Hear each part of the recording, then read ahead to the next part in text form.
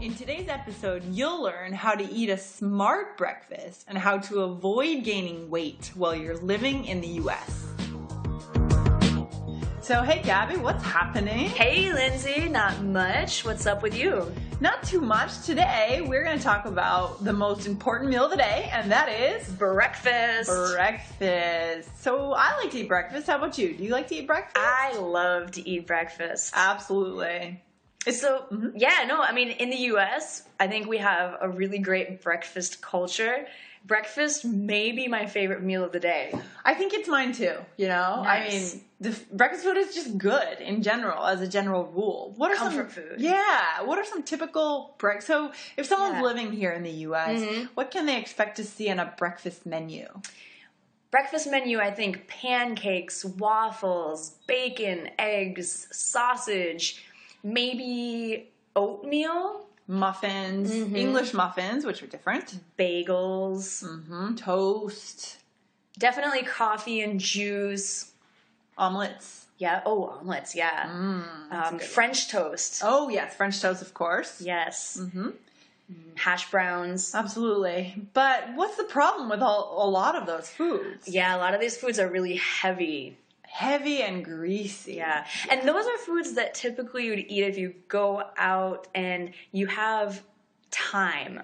Like maybe on a Saturday or a Sunday, and you have time to really relax and eat. But the thing is, during the week, like Monday through Friday, we tend to rush, right? And we just need to get to work or get to school, and we'll often have a really quick breakfast. Sometimes you're forced to eat out, maybe at a fast food place or a cafe. So we want to talk about some strategies for staying healthy and eating a good breakfast even when you're in a rush and you can't cook at home or you can't, go out for a leisurely breakfast. Yeah, so one thing that we would say in terms of a strategy is just try to avoid the drive-thru at all costs. The drive-thru is where you take your car through, obviously, the window at McDonald's or Burger King. You don't have to get out of your car. You just order from your car and you get the food in your car and then you eat while you're driving. It's actually kind of disgusting. And dangerous. Yeah. And you'll probably end up at work with coffee all over you. No good. No good. So what could you do instead? Get out of your car, go into a cafe or, a fast food place. I mean, they are fast, or maybe a convenience store. And one of my favorite tips is about coffee. Everyone knows I love coffee, drink it every day, but I always drink it black. So no sugar, no cream. So that keeps it really healthy. Without the added calories or, negative effects of those, the cream and sugar. So I personally like black coffee. It's an acquired taste, but it's much healthier. Yeah, that's a great idea. That makes a lot of sense. So what else can people do?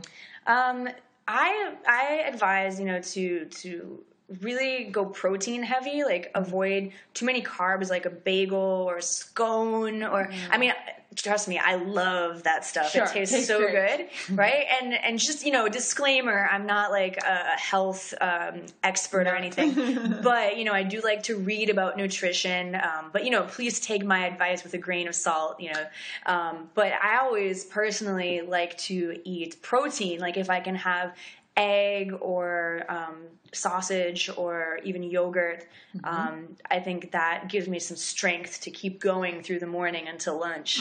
Yeah, and for me, I like some kind of cereal, but I stay away from those flaky sort of breakfasts because it's all carbs and you're hungry by 10 a.m. and it doesn't help you. So I like to go for oatmeal in the morning. That's a major staple, I think, in the diet here. A lot of people like to eat oatmeal, and I like to put it with milk, and it keeps me full all day. The fiber in oatmeal is incredible. Yeah, it's very filling.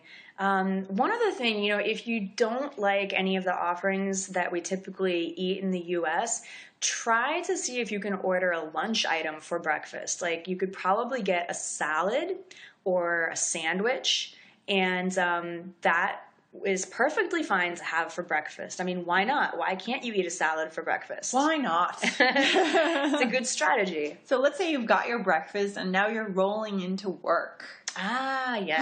As or we know, school. Yeah, and of course it's typical. A lot of students that I talk to, they're surprised where they see people in the U.S. running around with coffee in their hands. It's not as common, but we do it. Yeah, walk and eat or walk and drink. Yeah. And then once you get to school, let's say you're going to class, you have to ask your professor if he or she is okay with you eating in the class. Typically they'll say something about that, but if they don't, you want to ask, because sometimes it's okay to eat in class, but sometimes it's not. It's considered rude. But typically, yes, you can drink coffee, juice, water, definitely, during class. Yeah, and most of the time in a typical business meeting, you could also do that. Yeah, so if you're at work, right, if you're just at your desk alone, you could certainly eat and drink coffee, not drink alcohol. But yeah, if you're in a meeting, it's totally acceptable to drink coffee or have some beverage like juice or water.